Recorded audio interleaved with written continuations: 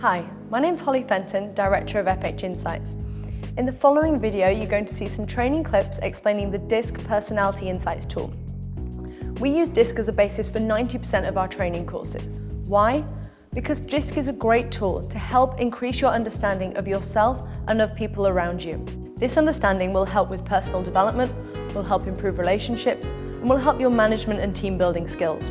It will help improve the way that you sell to others, the way that you make decisions, the way that you'll manage your workload, and maximize the value of your natural skills, talents, abilities, as well as many more things.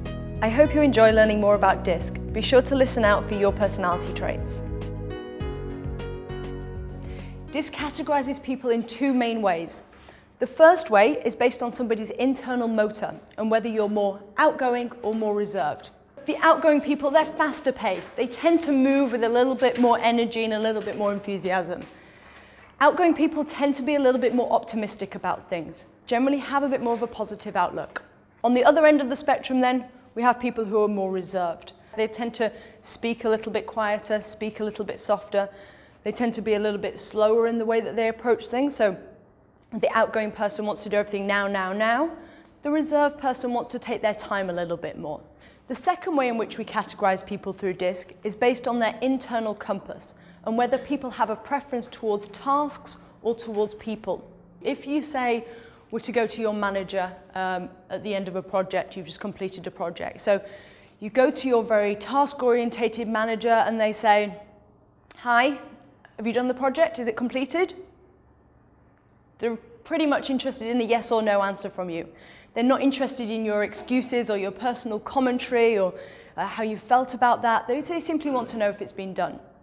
You go to the more people-orientated manager, they say, "Hi, how are you doing? How did you get along with that project? Did it go successfully?" They want to know generally more about what your feelings were surrounding that project. And then, okay, and is it all completed and are we all up to date on it?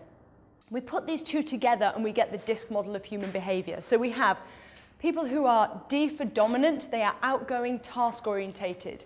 People who are I for inspiring, they are outgoing, people-orientated. People who are S for supportive are reserved and people-orientated. And people who are C for cautious, they are reserved and task-orientated. Okay, so the D-type personality style, they're outgoing, task-orientated.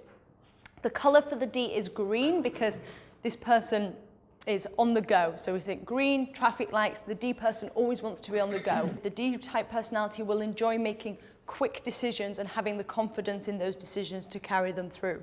The D-type personality very much thinks big picture.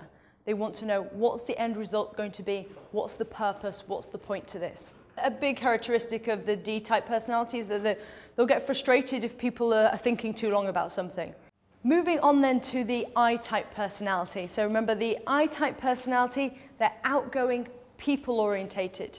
Okay, so the I-type personality is a good communicator in the sense that they like to talk to people. They really like to engage with people and work in a social environment. So they really like that team environment. If you look at my charts on the walls, I have a high I-type personality. You know, for my job, I'm required to get up and stand in front of people and talk to strangers, which I don't mind doing. I-type people often work in sales-type roles where they're going out and they're pitching for things and they're using their natural energy and enthusiasm. S-type personality, their symbol is plus or minus for give or take. They can go either way. The S-type will be the one thinking about, okay, well, in practice, how is this going to work and what's the impact going to be? Wants to be able to take their time over things. They want to know that they've got time to go over things properly, to understand things, and don't like to be rushed. The S wants to know that they've got a long-term future with the company, that they don't like a lot of upheaval and a lot of change and that uncertainty. Moving on to the C-type, their symbol is the question mark because the C will have a lot of questions to ask. They want to know things. The C's are the thinkers in the room. They're the ones who are really going to take the time to think things through, think through all the possible outcomes and objectives. The C's have that eye for detail. The C always wants to know why you're doing something. Why have you chosen this route over that route? Why are you doing it in that way? The C wants to follow procedures. They want to know what the procedure is. They generally don't like to deviate away from the procedure. If things are meant to be done in a certain way, then the C will want to maintain that. You all have your own unique blend of personality traits. You're all different. You've all got different representation from each of those personality styles, which makes you unique and makes you who you are.